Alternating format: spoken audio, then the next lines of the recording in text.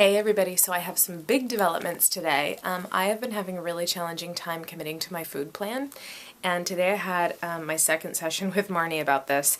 I've had a tough time really overcoming. So we did a hamster wheel, which if you haven't done one, it's sort of like on a paper. Well, I'll show you. You put on a paper all the points. So at the very tip top, I'm excited to start a new food plan, and then you put are you even able to see this? I'm excited to start a new food plan. Then you do these arrows, and each stop along the way is an action step.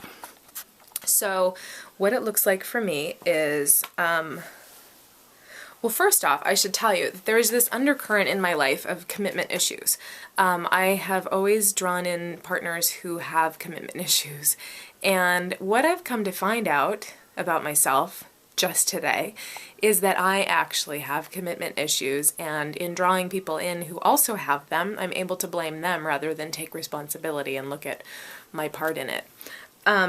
With regard to the food though, my limiting belief that is underneath all of this is that it's my lot in life to be overweight. My parents are both overweight, extended family is overweight, and weight issues have pretty much been a thing that I've seen and grown up with. So in thinking that it's my lot in life to be overweight, I don't have to commit to making a change and doing it differently. So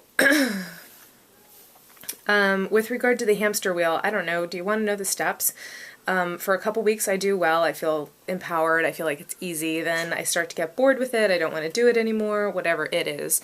Whether it's, food journaling, tracking what I'm eating, eating well, just, staying away from foods that I know aren't good for me.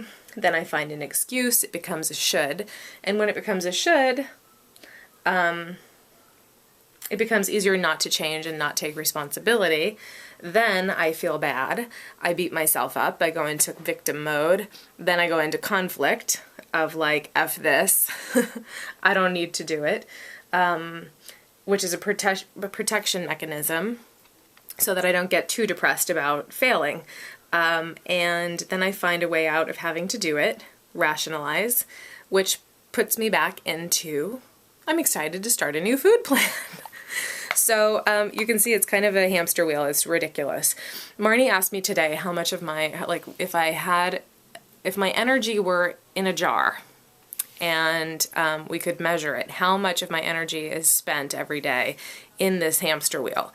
And I feel like an accurate percentage is about 70%, which means that I'm operating every day on 30% of my energy. It's pretty amazing to think that. And what she pointed out is if I can't show up for me and commit to being committed to me, there's really no way I can show up for anyone else, whether it's my kids, my relationship, any of it. So what I'm realizing is it's not about the food. It's not about the food program, whether it's, X, Y, or Z food program. It's about being more committed to me and getting rid of the family legacy of not being committed. So my mom grew up in an alcoholic family. She saw, she was modeled the behavior of escaping, not taking responsibility for the reality and escaping through alcohol. So my mom has weight issues, and forgive me, Mom, if I'm speaking incorrectly for you, but it seems that a lot of her weight issues are in escaping responsibility for what's at hand. So she learned it. She's done it. Family legacy is, for all three of us kids, we have different ways of expressing it, but to not take responsibility and make a commitment to ourselves, whether it's to speak up, to deal with our anger, to deal with our weight, lots of things.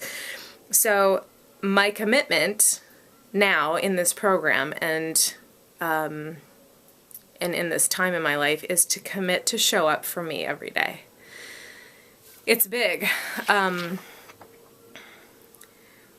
what my new stop, breathe, act is going to be. So when I find myself at a crossroads and I need to stop, take a breath, and redirect my actions, what I'm going to ask is, am I going to put a stopgap and choose to commit to me? Whether that's in speaking up for myself, eating well, being present for my kids, I mean, you name it, that is going to be the thing. And instead of it being about being present for my kids, it's going to be about making the commitment to me. So I don't know if this is articulate or not. Forgive me if it's not, but what I'm realizing is my intentions are only as good as my energy behind it. If I'm operating at 30% energy and 70% of it is lost in this hamster wheel, I'm screwed. But if I can redirect that and show up for me every day, it's going to be a lot easier process and more stuff is going to get done. So my new commitment is I make a commitment to myself so that I can show up for other people in my life. And with that, I will see you tomorrow.